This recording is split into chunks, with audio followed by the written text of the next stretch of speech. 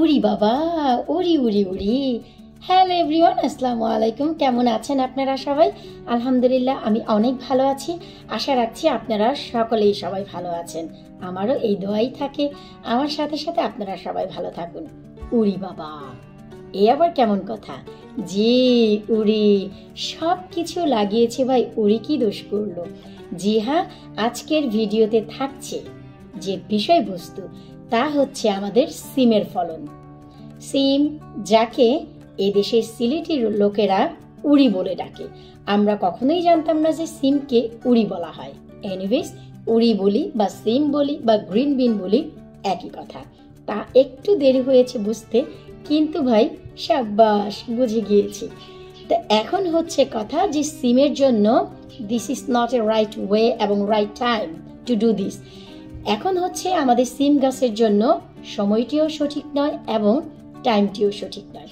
সিম গাছের জন্য উপযুক্ত সময় হচ্ছে মে মাস, কারণ আমাদের দেশীয় এই সবজিটি একটু বেশি গরম না পেলে হতে চায় না।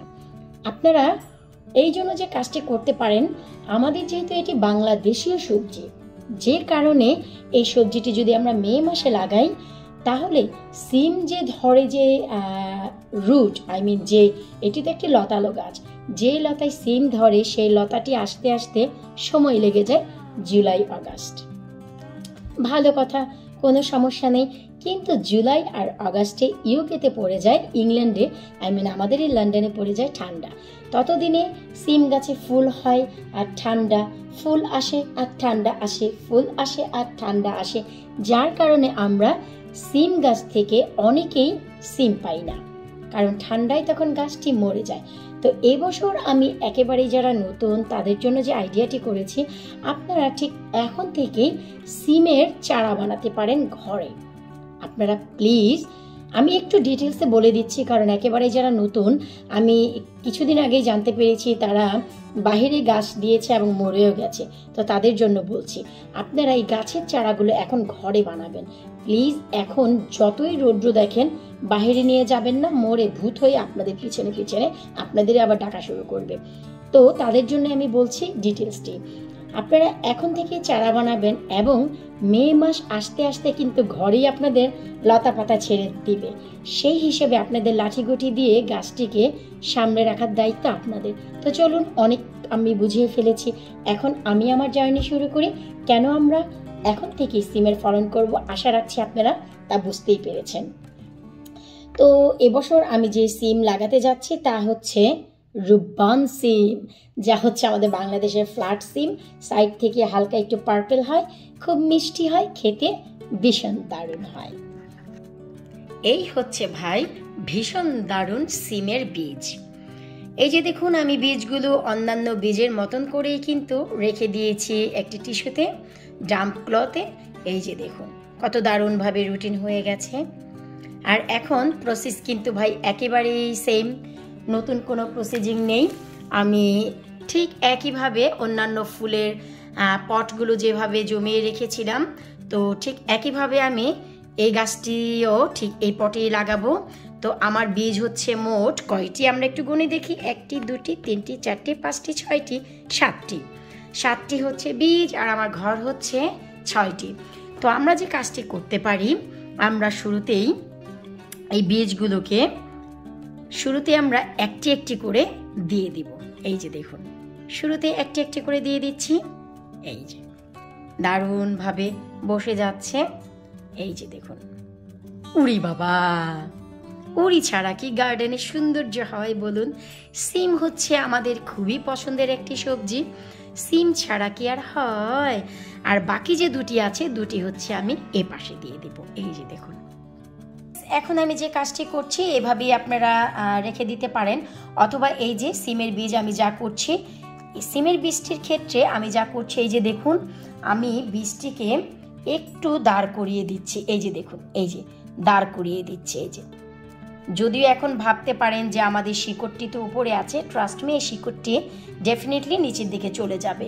তো আমি প্রত্যেকটি বীজ একটু দাঁড় করিয়ে দিচ্ছি। এই যে দেখুন, এই যে, তবে হ্যাঁ, যখনই দাঁড় করাবেন একটু লক্ষ্য রাখতে হবে যেন আমাদের বীজে কোনো আঘাত না আসে, সেই দিকে আপনাদের অবশ্যই একটু লক্ষ্য রাখতে হবে। এই যে এই যে দেখুন,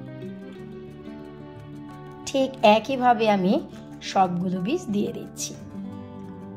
টান টান, এই যে দেখুন, ব্যাস।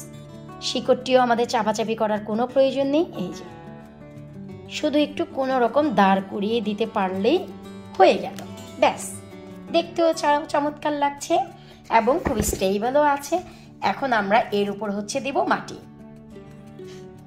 এখন আমাদের অনেক বেশি কম্পোস্টের প্রয়োজন নেই। যতটুকু কম্পোস্টে আমাদের শিকড়টি ঢেকে যায় আমরা ঠিক ততটুকু কম্পোস্টই দিব, অনেক বেশি না।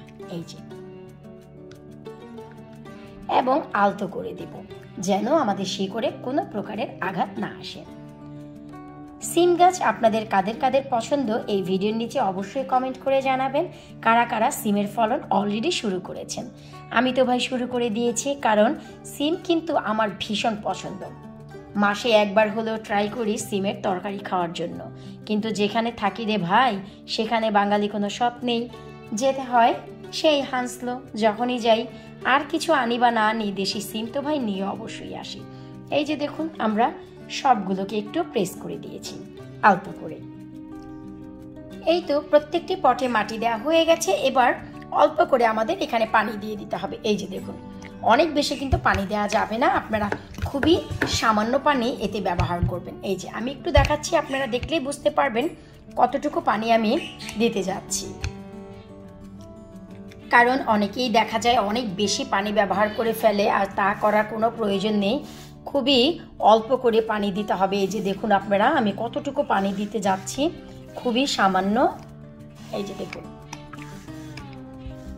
ব্যাস, জাস্ট পানির একটু শাওয়ার হলেই আর কি হয়ে গেল। এই তো ভাই আমাদের উড়ি বাবার কাজ শেষ।